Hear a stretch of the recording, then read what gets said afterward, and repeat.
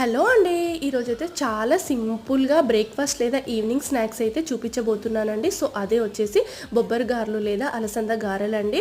So, దానికోసం అయితే ముందుగా అయితే మనం పప్పునైతే ఒక 3-4 అవర్స్ అయితే నానబెట్టుకోవాలండి. నేనైతే ఇక్కడ బ్రేక్‌ఫాస్ట్ కింద చేస్తున్నాను కాబట్టి ఓవర్ నైట్ అయితే నానబెట్టుకున్నాను.